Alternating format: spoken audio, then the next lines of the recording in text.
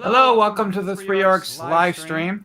I have my microphone close and it sounds good to me, but if you guys hear an echo or the background fan is too much, let me know so I can adjust it. So this is August 31st, 2025, and it's my weekly live stream for the project of the Verbobonc Campaign Guide 576 Common Year to run the Temple of Elemental Evil campaign.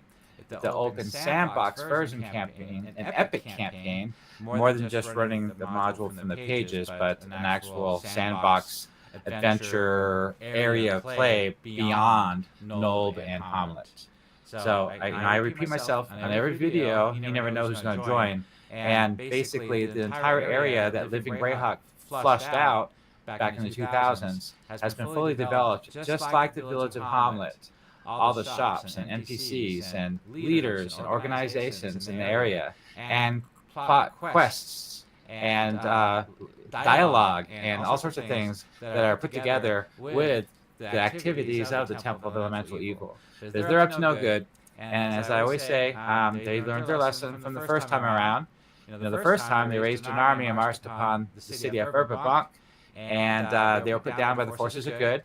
They got all together. All of them from some of the Circle of Eight, Baluna, Furandi, the gnarly Rangers, the gnarly Druids, Selene Elves, the Gnomes from Greenway Valley. They all came together and put them down at the Battle of Emerald Meadows. And so that's how they were defeated, driven back to Nulb, and then finally laid waste to the temple into ruins and sealed it with wards and magics to trap Sigmoy deep within the dungeon.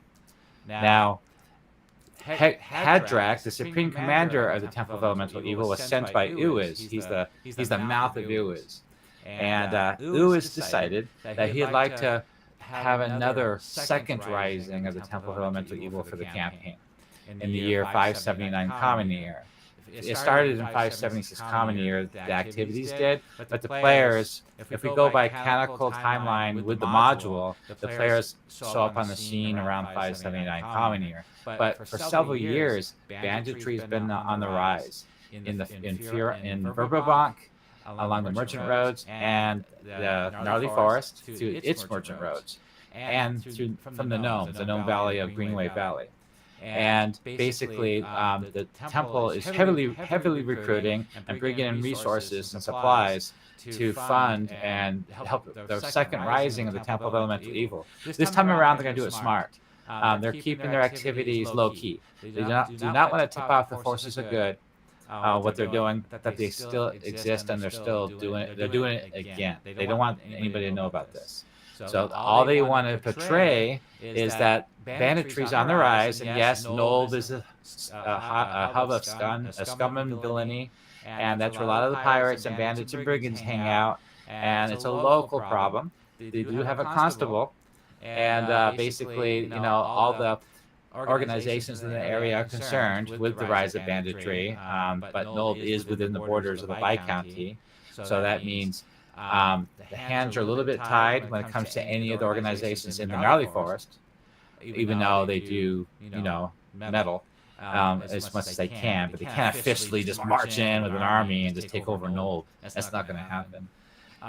But they suspect the bandits and pirates are more organized than they seem, and they seem to have ties everywhere, from nobles to Verbobonc and divers, contacts of the slavers in the Wild Coast and beyond, and also humanoid armies, tribes from Lockwood and the Gnarly Forest, and even the Lord Milk Mountains and the Cron Hills. This project has keyed all that. Just like the village of Hamlet is keyed, over a dozen villages are keyed. And so, as I talk about this, I'm going to go ahead and show you the map and, go over this briefly, because I've gone over it so many times before. But the objective of this video is a recap of what I worked on all week and what's been going on. So let me go ahead and switch over here. That we don't see my face. Let's go ahead and bring that up higher. Is that better? There we go. So this is the Eastern Viscounty map. The Eastern Viscounty map is each hex is 1 mile, and the Viscounty Verbobonc map is a different map, and that's each hex is 3 miles, 1 league. The reason is because in this campaign, I'm also running living Greyhawk modules with the campaign. So that way it gives the players something to do besides just clear out the Mo house and go to Nulb and then start dungeon slogging through the temple ruins. Basically, you don't want your players to be at least 5th level before they even get to Nulb, because Nulb has been fully keyed. There's Nulb right there. Nulb has got like, I keep saying 55, but no, it's like 30 locations that are keyed. And I've been working on it a lot lately, and that's what I've been working all week, is the republication of the Village of Nulb Dungeon Master source book for the DM's Guild. Now, Nulb is done. You can go to World Anvil right now. This is World Anvil. And if you click on the village, you can actually bring up the article. And the main article of Nulb describes everything you need to know about the village, geography and all that stuff, and the politics. But also, if you scroll down, you can click on the big article and fill up the whole screen. Those are all the NPCs. And all the locations here in Nulb too. But this is done. So all these locations right here that you see here, and there's a few more too I've kind of held back, but these are ready to be used in your campaign. And this website's free to use. It's fan content, Wizards of the Coast, and you can use it all you want for your personal campaigns. I don't expect everybody to use every location in your campaign. You're the Dungeon Master, and you're gonna make it your campaign. Like the theme of Greyhawk is Greyhawk. Everybody's supposed to make Greyhawk their own Greyhawk, their own version of Greyhawk. And all the Dungeon Masters in the Discord channel do that. Everybody's using different rule systems. They have different flavors of the temple, the adventure, the campaign, the setting. A lot of Dungeon Masters are doing something a little different. And they all talk about it on the Discord channel all the time. And one of the Dungeon Masters, actually, now that I bring that up, is he's running DCC, Dungeon Crawl Classics. And I ran that a couple years ago for the school system that I was contracted for to run their D&D program. And it's like 50 kids, all high school kids. And we decided to use old school essentials. And we're running the Dolmenwood campaign there. But we decided to have a special event, a tournament event. And one of the Dungeon Masters was really into DCC. He'd been to a couple of their events and conventions. And I agreed. So I bought all the books and the shield and the dice, and I ran it. And I have opinions of it, but people are asking me to do a review. So I've been spending some time researching and preparing for that review. Because I've done reviews on Castles for Crusades, Old School Essentials, Shadow Dark, and Hyperborea. And I should be doing more reviews because those videos seem to get more views than anybody else. Oh, hey, Damien, thank you for joining. Okay, so I'm echoing. Okay, I turned off the auxiliary device mic. Does that sound better? It shouldn't echo now. And so I'm going to go ahead and do a review on DCC. Also, I thought not just a review, but how to use DC to leverage that rule system to run it for this type of campaign in Greyhawk, the Temple of Elemental Evil campaign in Greyhawk, the classes and the rules. Kind of go over that and point things out, how you would use that system and how it would fit into this kind of campaign. Because everything always has to be adjusted depending on the campaign setting. Because there's different classes and races too. So it's something to consider. Oh, good. Thank you, Damien. Appreciate it. Yeah. I probably should just remove that audio mixer completely from my Prism Live Studio app, which needs to be updated. Thank you. Okay, so that's one thing I was working on during the week. And also, I'm middle of, like I said, rewriting the Village of Nulb for DM's Guild. I'm on page 66 right now, I think. Location 30. I just did the graveyard today. And I wanted to share that because I did quite a bit. I added some stuff, and it's pretty interesting. So after I update the actual module and publish it on DM's Guild again, that'd be version 2.0, then I can finally move on. Damien has got 2 clans. Let's see. I talked about this last week. So he did Clan Nelafil and Clan Felafil, and those are published on here. So you can actually use them in your campaign all the NPCs and locations. But Clan Meldorin and Clan Sharendale. He wrote those up already, but I have not had a time to actually add them to the World Anvil campaign site. So also he completed Taymouth. So I'm 3 locations behind right now because of the stupid Nulb problem that I had to fix. I had to rewrite it. Ugh, so frustrating. I lost probably 3 months worth of work. So as soon as I get Nulb done, I'll tackle these, and I do a lot of work quickly.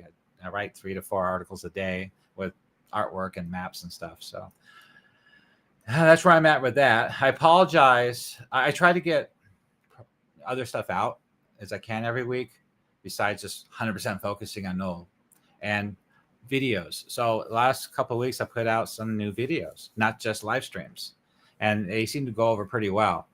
I made some pretty good videos, and I'm doing a lot better at it, actually.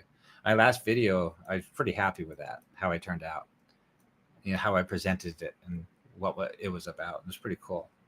So then let's look at Nulb. So this is the map of Nulb. It's the edited version because I had to change some of these locations. So right now I just did 35. No, 35 is no longer there. I have to get rid of that. 34, the bakery's there. I did a whole thing, logistics of the bakery with the grain and everything. That's the mayor's manor done too. And I'm on 44 right now. So this is what I want to click on. I'm going to go there. So scroll to the bottom. There's a big article because I added so much. Let's see, read full article. I'll make another tab. Okay, so anybody that's been here before recognizes it. This has been rewritten completely. New NPCs, new background, new history, new politics, everything new. The only thing I kept was that piece of artwork right there because I thought it turned out pretty good. It's filling the screen up pretty much. So the new person there, the new NPC is Osric Vel. He's the Gravekeeper, and he's a definite character. He's an interesting NPC, and the way I wrote this is very horror, dark fantasy style, and dark military. The way I wrote it, and so that way it gives that certain vibe to the place, and basically, this is where stones remember. I put a little bit of poetry in my writing this time around on some of these articles, and I think this place deserved that to make it more interesting. I came up with these quotes here that really fit well with this setting, this location. So there's the grounds and the caretaker's cottage. There's the river behind it, and here's the background I wrote up, and there's the Gravekeeper himself, and he is basically a necromancer. And usually the stats are a 5e stats because it makes it a lot easier for me to transfer it over to the DM's Guild, which is required to publish on DM's Guild. It has to be 5e. And politics and relationships here. So I added quite a bit here. So the temple. This version of Nulb is more centrally focused on temple activities and the rise of the temple. The leaders and the local power NPCs, like the bandits and brigands and the owners of the taverns. So it's more centrally focused on all that, the logistics and the recruitment and all their activities. So in every article, I always add, the relationship with all these NPCs. So that way you know how to interact with them. So Hadrach is the Supreme Commander of Temple of Elemental Evil. So there we go. And I used words that was more like a poetry type descriptions, and not just straight facts, because I want to add a bit of air of mystery and darkness to this campaign in this location. Feldrin, he's the commander of logistics for the temple. And so he's very active in Nulb because he has to make sure that supplies from the pirates and the bandits get into the temple. That's his job. And he leverages the secret tunnel by the hunting cabin and the barn with the well. So he bribes Ostrich Um, so Osric is a little different here. As you can see here, that the way they treat him, the way they use him is quite different because he has a special talent. So he's not the normal necromancer that you would normally expect. And any campaign I've ever seen, necromancers are always trying to build an army and take over everybody. That's all they ever do. Well, I want this necromancer to be a little different. Okay, so think about this. You've got an NPC. He's already worn out and old, and he's not that high level. And he's the remnant. He came from the remnants of the Battle of Emerald Meadows. So now these very powerful characters are coming into Nulb to the second rising of the Temple of Elemental Evil. Think about that. The Supreme Commander is Hedrick, the High Priest of Uis. You got Senshok, the 12th level wizard. You got all these heavy hitters that are involved with the temple. And he's nothing compared to them. He's not going to have this grand vision, this idea that I'm gonna build an undead army and take over Nulb and there'll be a hive of undead. No, that's not the kind of character he can be. If he wanted it to be, he's got too much opposition by the temple itself. The temple is way too powerful, and they have a big agenda of the second rising of the Temple of Elemental. That second rising overshadows any of his ambitions. But he does have an ambition, though, that aligns with that. That's the key. That's the key to good writing. So what he likes to do is I gave him a special talent. Necromancers can do this, by the way. He questions the dead. He not for grand power plays, like I just mentioned, but he gathers secrets, histories, and warnings. For the right coin or favor, he may share what the corpse will whisper. But he's got an actual interest. He's searching the burial site for this unnamed Herald of the Elder Elemental Eye. It's a corpse said to have been interred in secret after the Battle of Emerald Meadows. He carrying with it a relic capable of opening this long-forgotten vault beneath the temple ruins. Basically, this is going to be a clue set up for the Orb of the Golden Death, and it's going to point towards Valarinth, the Orb of Golden Death Keeper. So that's what he wants. That's his goal. His goal is to get possession of that golden orb. That's what he wants. That's his ultimate goal. And he's leveraging secrets. So just imagine who's buried here. This cemetery is as old as the village. And all those people that died during the first rising of the elemental, and then the subsequent years after that of more deaths in the village, either as bandits or brigands or the locals or even temple members, right? They have secrets, and he knows all of them because he talks to them all the time, and he's got help. And I'll show you that in a second. So politics, these guys are really freaked out about this guy. Watt and Dick Wrench avoid him completely. They claim his eyes see too much. So you know where we're getting at here. I got some hooks here. I created a minor encounter table just to bring the place to life, to make it even more creepy, to help you if you need it as a DM. So here's his helper. That's his girlfriend, Sarissa. So I got more plot hooks. Here's her stat block. She's pretty powerful. She's got spectral touch, withering gaze once a day. She's pretty scary. So what I did was this is what I added today. This is what I wanted to get to. So the players will probably encounter her at the graveyard if they're poking around. So the necromancer, he's doing his thing, and he'll question the characters or answer questions, and they're gonna see her floating around between the graves doing odd things. So they might want to go over there and talk to her or something. So I covered pretty much all the grounds here. So I got flavor text of what it's like to be there, their arrival. And then when they approach her, flavor text, and her first words, you've come to wake the quiet. So right there is chilling of how her first words to the players. So now I broke down how she would behave. She'll drift. She doesn't stalk. She's never closer than the last 5 feet unless invited. Oh, she doesn't get closer to the characters within 5 feet unless she's been invited. She circles the party's lantern like a moth. Hold on, we got disconnected and reconnected again. Okay, we're reconnected. I want to make sure I didn't miss this part. So she's got echo memory. She favors names and small kindnesses. She also likes offerings like wildflowers or ribbon or a whispered apology. It makes her steadier. Her form is steadier, more solid. But steel, lit torches, and holy symbols make her thinner. So this is a direct manifestation, of physical manifestation of these things. So the players can interact and see this happen, react physically, which is interesting. It's not just the dungeon master saying something. So Osric, when Osric's around, if he's within sight of us, if she's within sight of Osric's lantern, she's gentler and less direct.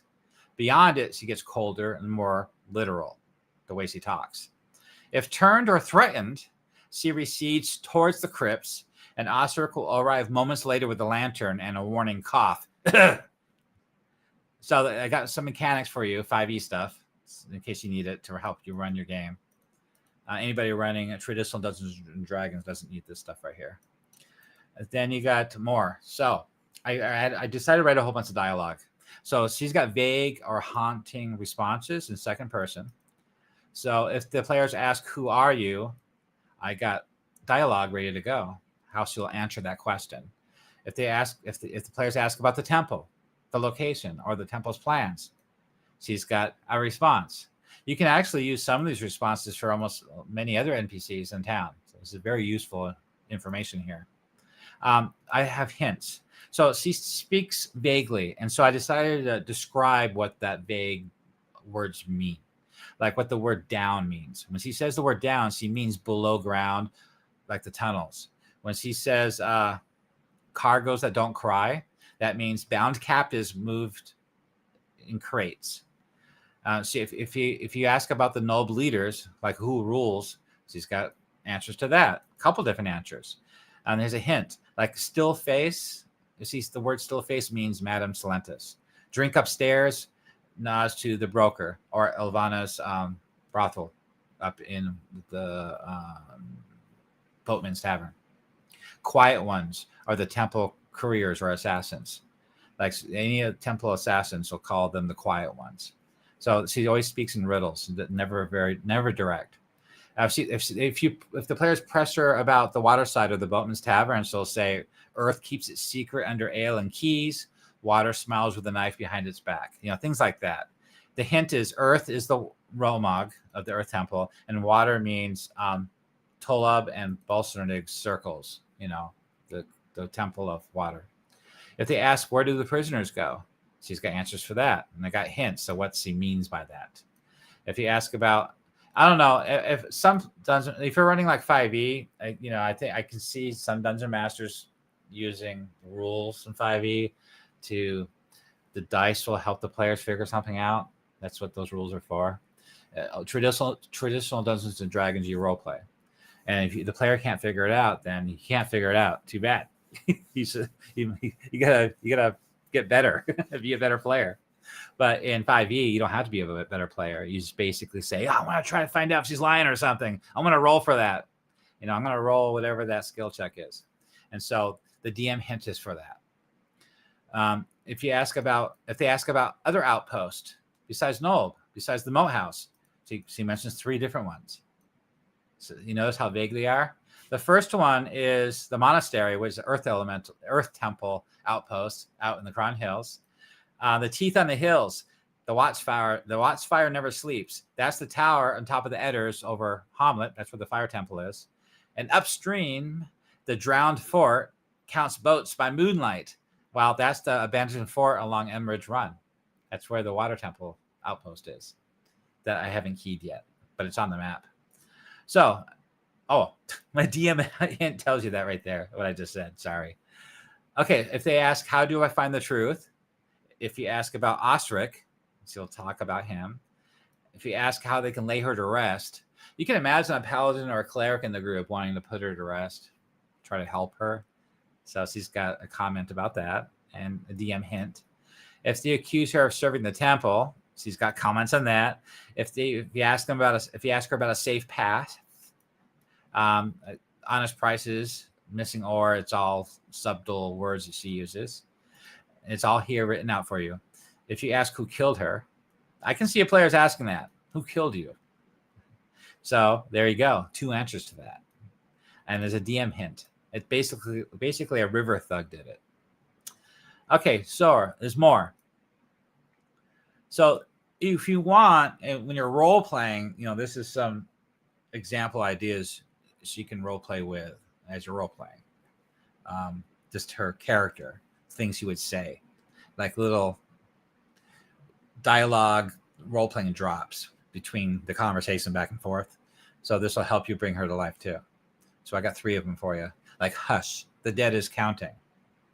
So when she wants to depart, there's 3 ways she can depart. 1, she gently fades away. The 1, suddenly thin because of the steel. Or Osteric's lantern approaches, things like that. Then, of course, I have DM notes for how you use all this. So in case you had more questions about all this will help you kind of figure it all out. So I did all that today. And it came out pretty well, I thought. I think that makes this a very interesting encounter location to help the players find out more what's going on in Nulb. Get down to what's going on and figure out what they're going to do next. I think it's pretty cool. All right. So if you guys have any questions that's in the channel here, you're welcome to ask them and I can answer them for you. I don't think there's going to be many people joining our channel today because it's Memorial Day weekend, Labor Day weekend, and probably everybody's out of town and not on here. I should have recorded this, but I didn't.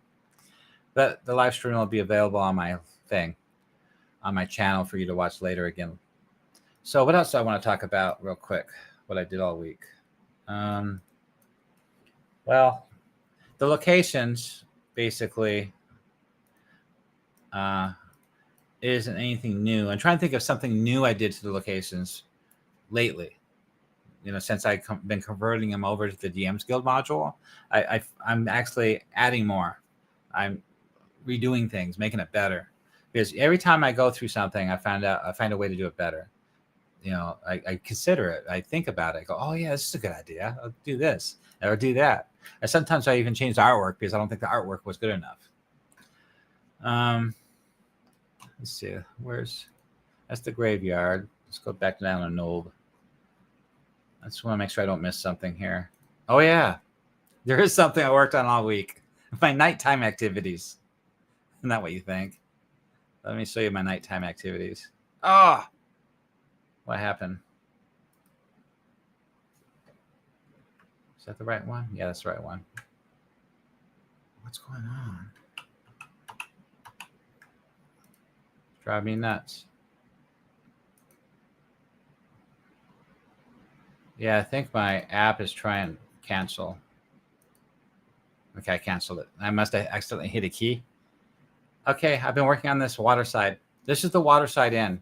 So this map is almost done. It's getting there. I need to add more texture and some bushes and shrub and some more decayed trees. I added fog from the river.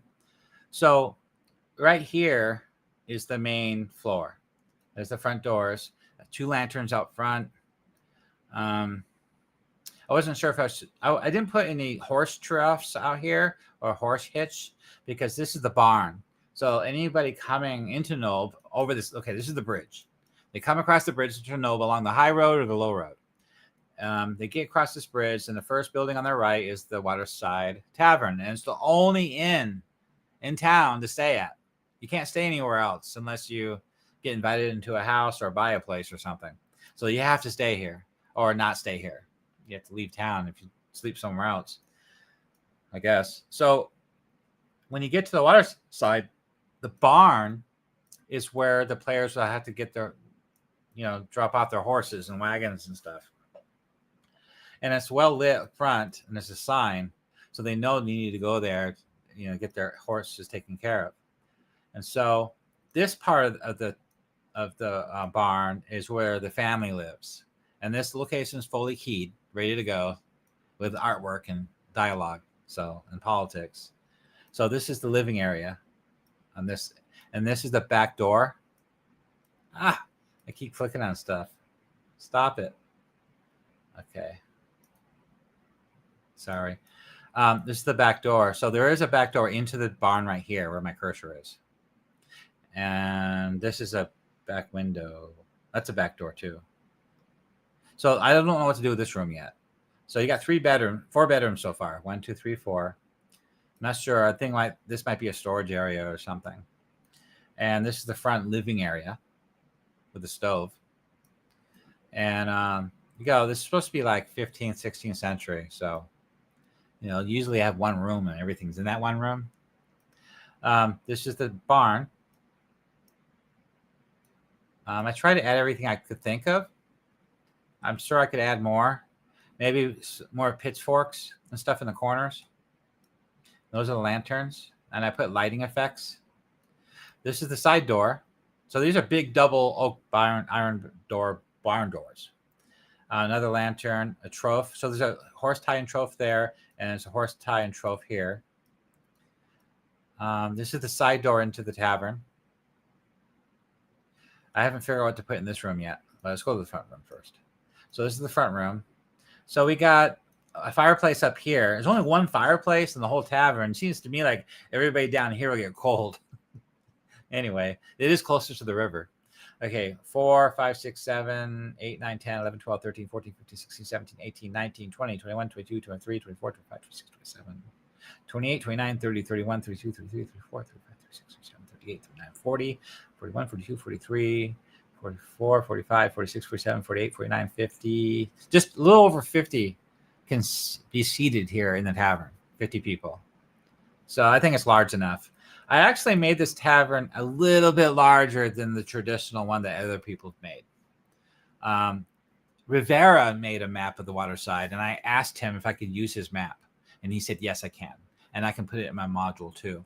But because of all the problems lately of publishing on DM's Guild, I didn't want to get in that situation again where somebody said they would let me use their stuff and then later they don't want me to use their stuff.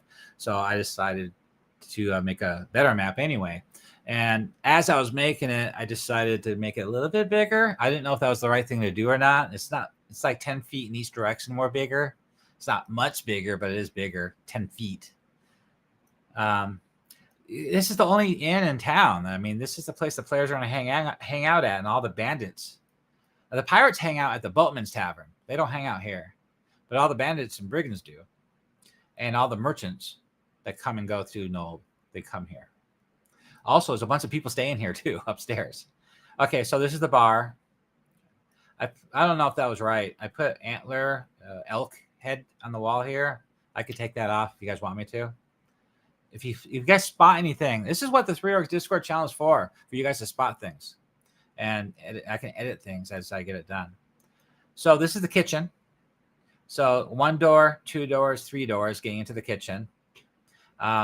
This stairs right here goes upstairs to the sleeping rooms. And this stairs right here with the door goes down to the basement. And the basement's not keyed. I don't have a map for the basement. It's going to be a simple one-roomer, I suppose, where all the food supplies would be. That's a side door going out to the yard for caravans. Caravans will pull up in here. See this fenced off area? Yeah, they pull into this gate, and a caravan can come in here and circle their wagons or whatever and kind of hang out here. The caravan would, like 4 or 5, 6 wagons coming into town. They can come into here. They come into this side door. There's some pallets. I'm always trying to find things to throw in there. So this room is, so you got Watt and Dick. Dick Wrench. This is Dick Wrench's room. I put curtains on his windows. I made it a little bit more posh. I gave him a table. This is a low resolution version, by the way.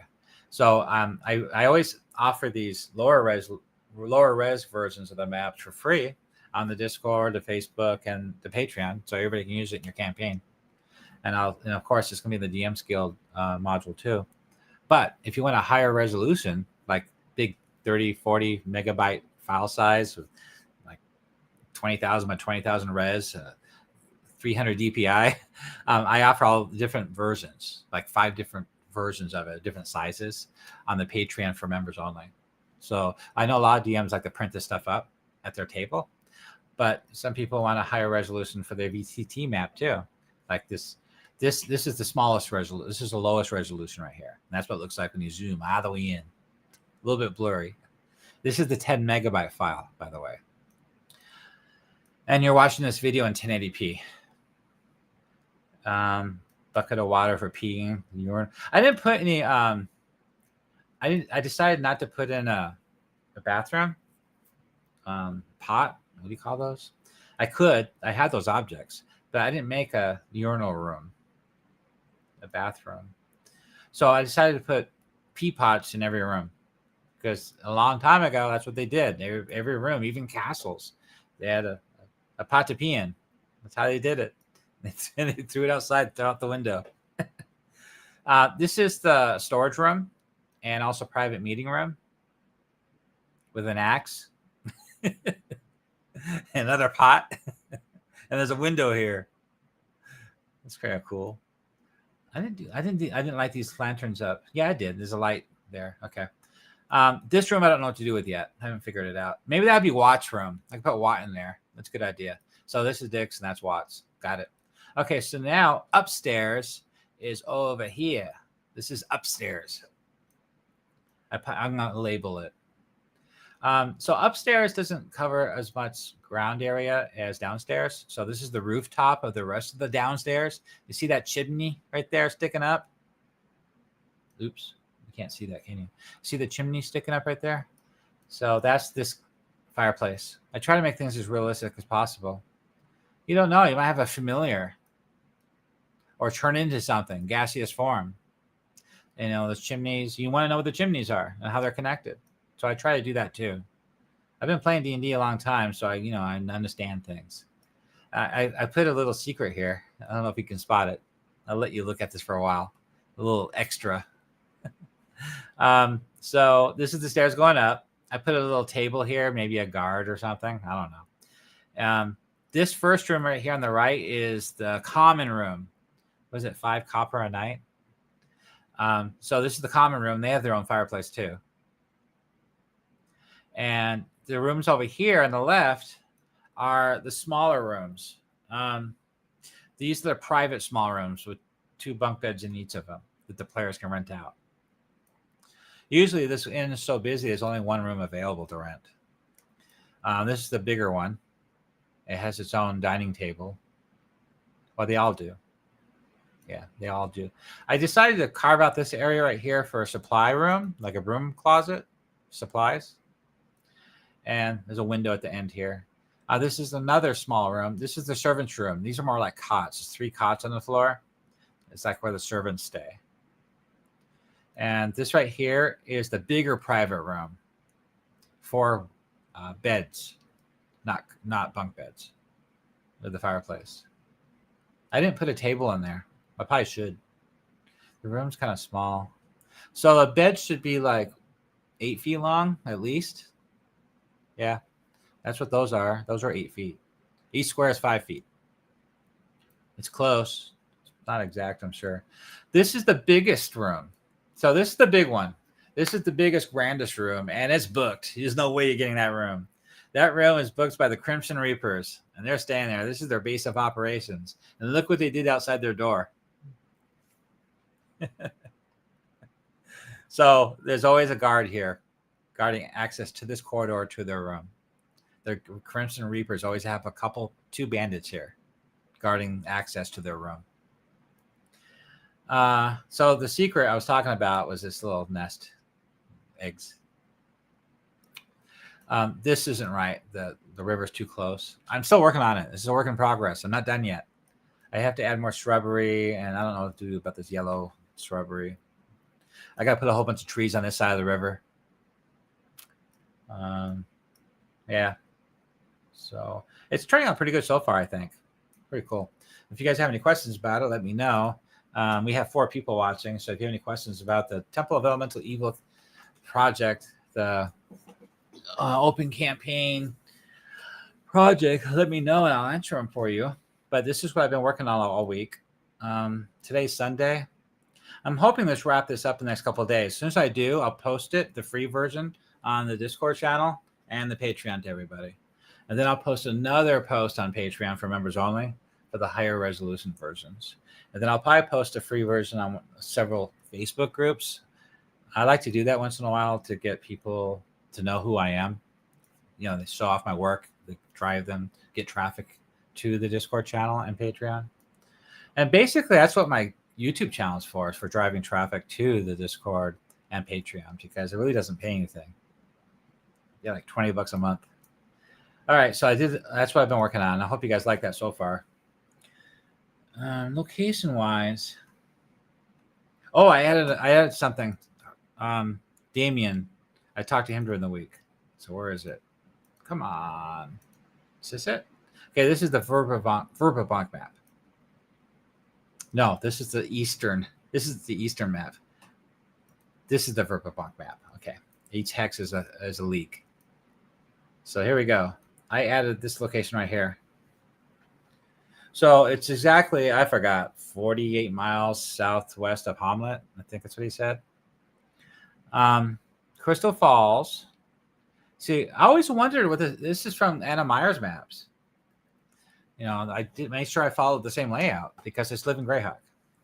And I always wondered what that was about. Look at that. It's a natural valley within the Lower Middle Mountains is a mountain lake and the river that flows out of it.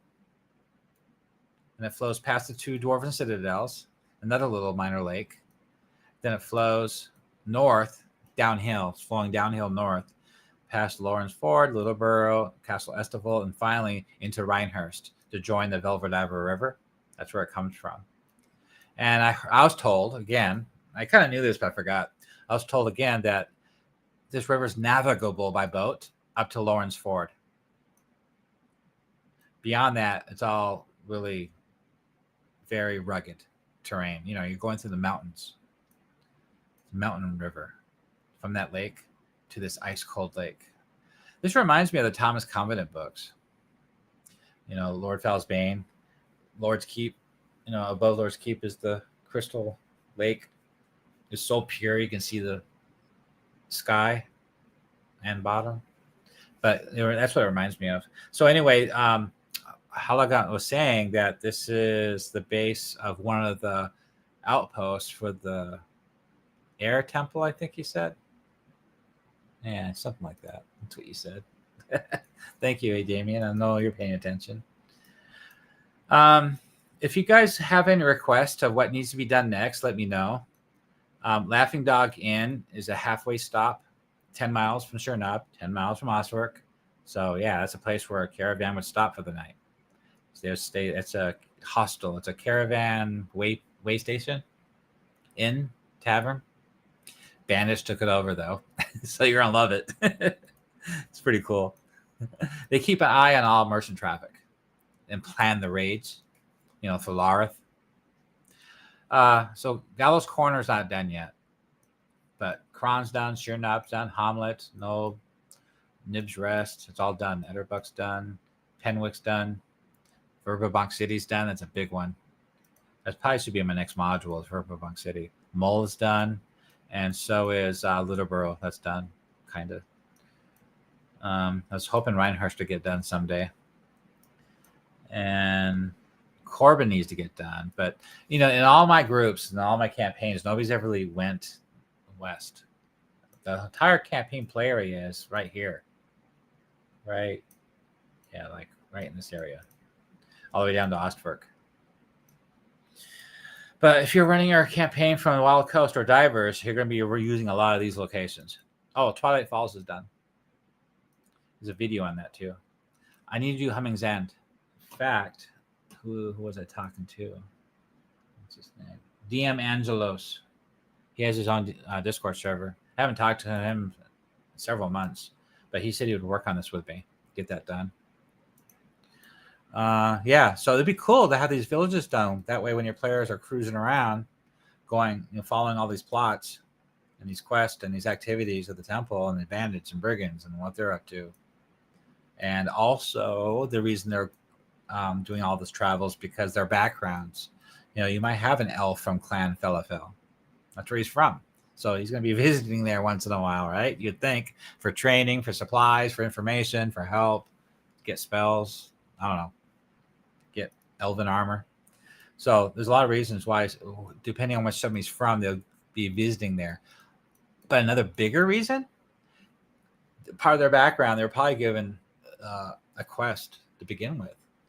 You know, because of that temple activities lately, they're concerned. His master's concerned. You know, stuff's happening. The gift of beauty is missing. The raids, the lost delegation from Roe, you know, things like that. Oh, the big orc battle group. What do you call them? The big battle, 500 battle band of orcs that came marching up from Welkwood through the forest, and they camped out right here. Where did they camp out at? Oh, the DM guide. This is the DM view. Here's the DM view. There's the ancient Shul ruins. So there's a whole orc encampment there. And they're actually doing something to those ruins. You know, and this dragon up here causing trouble. And then these lizardmen causing trouble. And then all these outposts. So anybody from the city of Verbobonc, from divers, from the Wild Coast, slaver activities, you know, family members missing. It could, you know, you're the dungeon master, you know, and your imagination is the limit. But I key this whole thing, all the organizations and leaders and locations. They all have their own plots too, so you can actually give reasons for the players to be in this campaign, and these reasons will motivate them and drive them to doing more in the campaign besides finding the moat house. So you got to remember, the players don't know anything about the moat house. They don't know anything about the Temple of Elemental Evil. The characters don't.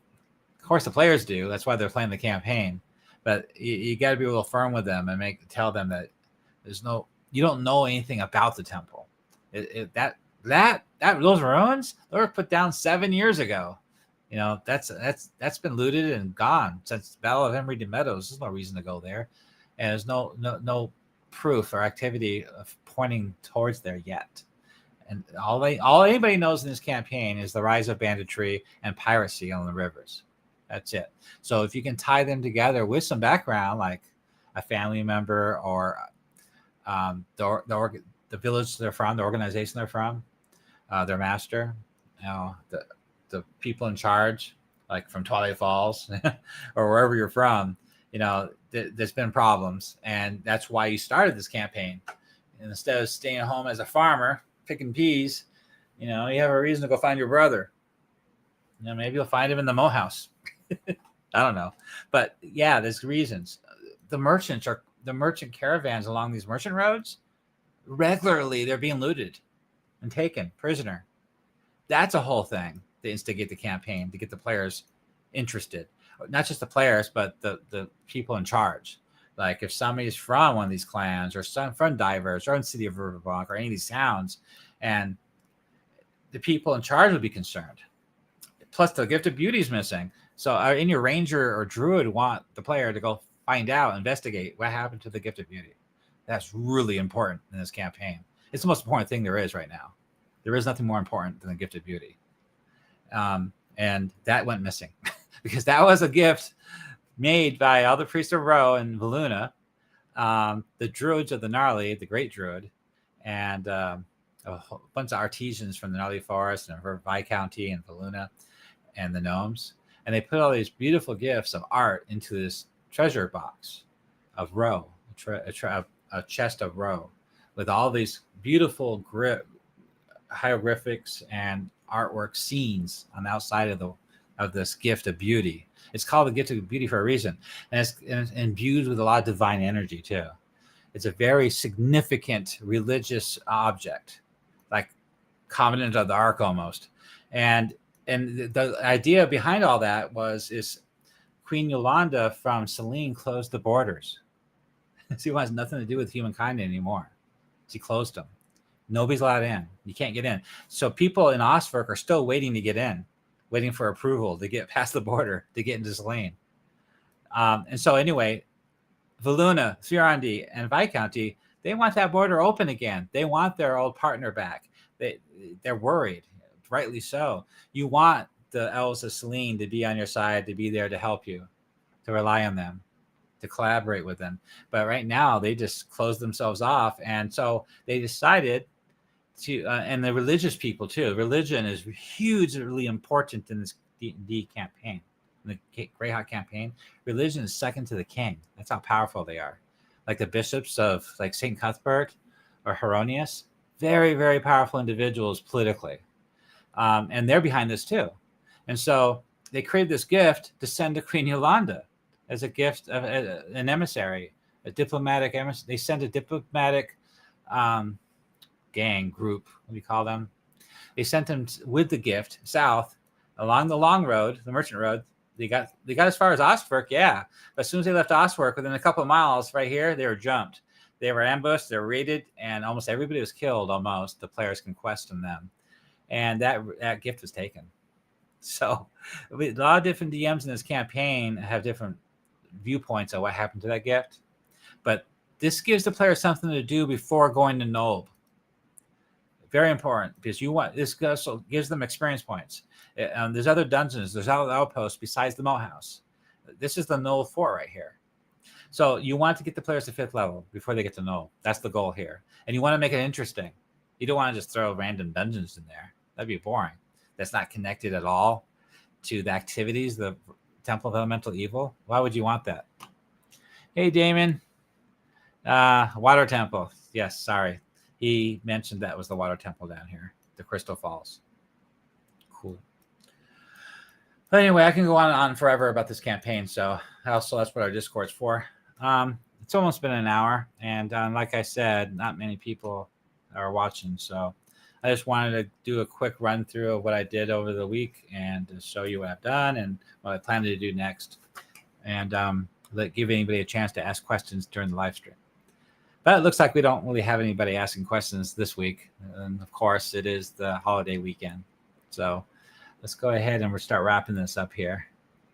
Okay, well, thank you for joining the live stream. This is another week of activity of my efforts into the Verbobonc Campaign Guide 576 Common Year project for running your Temple of Elemental Evil open sandbox campaign, where the